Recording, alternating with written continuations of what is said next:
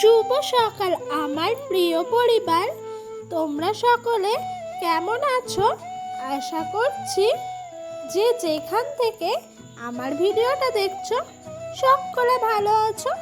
তোমাদেরকে সাথে নিয়ে এখন বাজে সকাল ঠিক 7টা থেকে আজকের ভিডিওটা শুরু করলাম।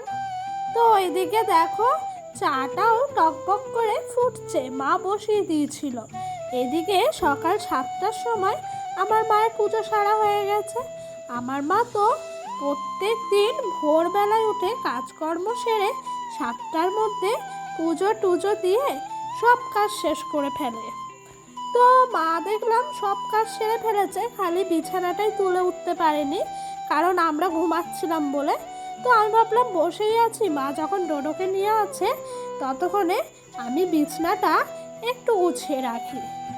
তো তা সেই আর কি। তো বন্ধুরা, তোমাদেরকে প্রথমেই বলি, তোমরা যারা যারা আমার ভিডিওটা দেখছো ভালো লাগলে প্লিজ একটা লাইক কমেন্ট করো।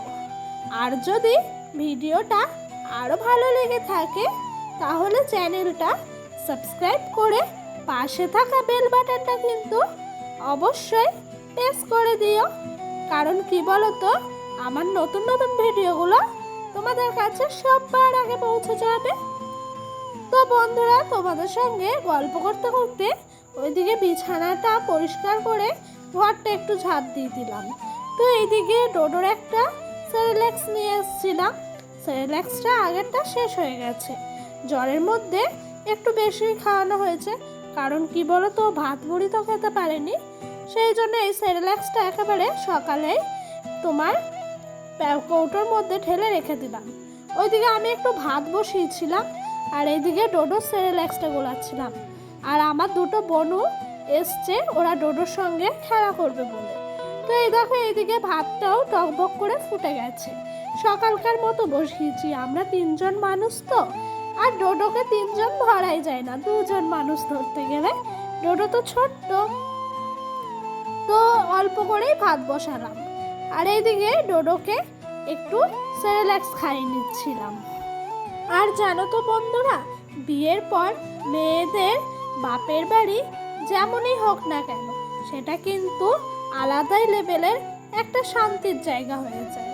তো বিয়ের আগে ভাবতাম এই জায়গাটা থেকে কবে বিয়ে হয়ে বেরোবো, এখানে থাকলেই মনে হয় এত জ্বালা। বিয়ের পর আসল বাস্তবটা বুঝতে পেরেছি, কোনটা শান্তির জায়গা আর কোনটা কি, সেটা মেয়েরা কিন্তু বিয়ের পরই একটু ভালোভাবে বোঝে। তো দেখো, তোমাদের সঙ্গে গল্প করতে করতে ওইদিকে ডোডোকে খাওয়ালাম। তারপর ভাবলাম ফ্রিজে দেখি তো কি কি আছে রাখা। তো ফ্রিজে হাত দিতেই দেখি ওইদিকে কটা ডিম রাখা ছিল আর কিছু লেবু লঙ্কা এসব রাখা ছিল। তো এই পুটলাটা মানে ক্যারি প্যাকেটটার মধ্যে দেখছি কিছুটা শক্ত শক্ত জিনিস আছে। তো মা বলল একটু ফ্রিজ থেকে ওইটা বের করে নিয়ে আসতে, তাই একটু বের করে নিয়ে আসলাম। আর এই দেখো ডোডো, আমার একটা বোন, মানে আমার দুটোই বোন হয় পাড়ার, তো ওই বোনগুলো ডোডোর সঙ্গে কেমন খেলা করছিল। ওর মিমিদের সঙ্গে খেলতে খুব ভালোবাসে, আমি যখনই আসি তখনই ওর মিমিদেরকে দেখা যায়। আমার মা বলে তোরাও চলে যাস, বাড়িও আসা ভুলে যায় ওরা, ওরা আমাদের বাড়ির রাস্তাটাই ভুলে যায়। ডোডোর ভালোবাসা টানে টানে চলে আসে, বুঝেছো? ওদের যতই যা থাকুক পড়াশোনা শেষ করে গুছিয়ে ঠিক সময় মতো চলে আসে। এইদিকে দেখো আমার ভাতটা হয়ে গেছে, ডোডো ওইদিকে খেলা করছে ওর মিমিদের সাথে। তো সেই কারণে আমি ভাবলাম একটু ভাত করেছি যে খেয়ে নিই গা, কারণ কি বলো তো, ওরা যতক্ষণ থাকে না কোনো দুষ্টুমি নাই, ওদের সঙ্গে সারাদিন মেতে থাকে।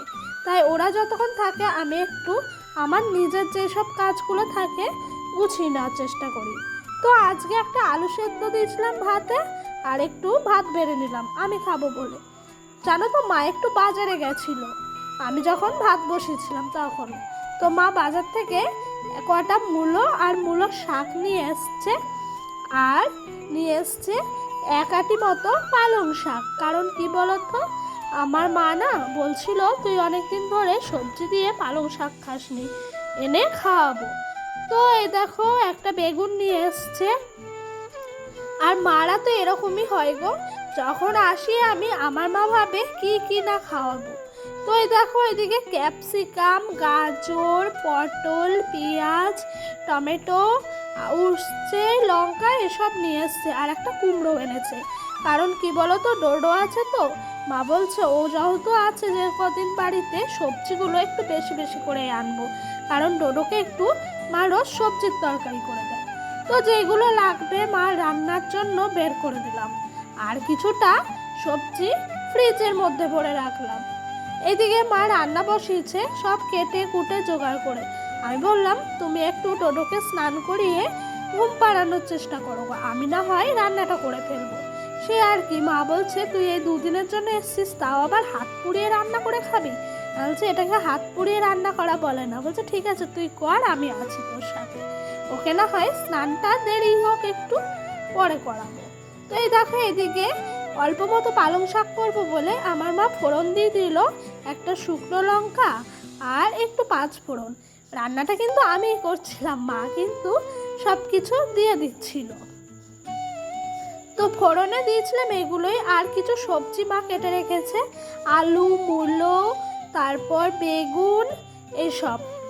তো এগুলো কড়াইয়ের মধ্যে দিয়ে দিলাম। আর আমার না সত্যি কথা বলতে কাজ করার থেকে রান্না করতে ভালো লাগে, কিন্তু রান্না তো শ্বশুরবাড়িতে মাঝে মধ্যে করি, এখানে এলে একটু বেশি বেশি করি। কারণ কি বলতো, আরও জোগাড় করে থাকে না, সেই জন্য আরও রান্নাটা করতে আরও ভালো লাগে। আর এই দেখো এদিকে পালং শাকটা দিয়ে মা ঢাকা দিয়ে বসিয়ে গেছিলো। ডোডো খুব কান্না করছিল, ওকে চুপ করাতে গেছিলাম। তো সেই পাকে মা অনেকটাই রান্নাটা এগিয়ে ফেলেছে। এসে দেখি এই যে পালং শাকটা হওয়ার মুখে। তো মারা সত্যি কথা বলতে এরকমই হয় গো, যেগুলো আমি ওইখানে খেতে পছন্দ করি সেইগুলো আমাকে এনে এনে খাওয়ায়। তো সত্যি মাদের মতো আর কেউ হয় না পৃথিবীতে, মারা শুধু মাই হয়। তো জানো তো এদিকে মা কিছুটা মাটন এনে রেখে দিয়েছিল, ওই যে বের করলাম না ফ্রিজ থেকে টুপলা, ওটা মাটন ছিল গো, শক্ত ইটের মতো ছিল, তো আমি বুঝতে পারিনি কি ছিল। তো মা বলছে তুই আসবি শোনাই, আমি কিছুটা মাটন কিনে ফ্রিজে রেখে দিয়েছিলাম, এলে পরে রান্না করে খাওয়াবো। এইদিকে আলুগুলো ভেজে তুলে রেখেছি, আর এইদিকে পেঁয়াজটা কড়াইয়ে দিয়েছি ভাজতে, ভালো করে কষিয়ে আজকে মাকে বলেছি আমি চুপচাপ করে রান্নাটা করব, কিন্তু যা ভাবি হয় আরে কি আর করা যাবে। ভেবেছিলাম খুব সুন্দর করে রান্নাটা করব, খেতেও অসাধারণ হয়েছে, কিন্তু পুরো রান্নাটা আর করে উঠতে পারিনি গো। এই দেখো এখানে আদা বাটা, জিরা বাটা, তারপরে তোমার লঙ্কার বাটা, কাঁচা লঙ্কা সরি শুকনো লঙ্কা আর তেল দিয়ে মা রেখে দিয়েছিল। আমি এদিকে এলাম, এসে মাটনটা একটু কষিয়ে নিচ্ছিলাম, আর ওই পাকে মা ডোডোকে একটু স্নান করিয়ে ঘুম পাড়ানোর জন্য নিয়ে গেছিলো। কেন বলো তো, আজকে তো এখনও রান্না হয়নি, তার জন্য। তো এখন বেশি বেলাও হয়নি, 1টা বাজে সবে। এই যে খাবার নিয়ে আসলাম, এখন বাজে 1:45 ঘড়ির কাঁটায় ঠিক। তো এই যে পালং শাক, আমার ফেভারিট খাবার, সব সবজি দিয়ে পালং শাক, আর এইদিকে মাটনটা বাটির মধ্যেই বেড়ে রেখেছি। তো দেখেছো হাতের মধ্যে তুললাম, ভাবলাম হয়তো চর্বি, ওটা না গো রসুনের কোয়া, তার জন্য আবার রেখে দিলাম। আর এই যে ডোডোর জন্য গাজর, আলু, বিনস, পটল, তারপর কুমড়ো, সব সবজি দিয়ে একটা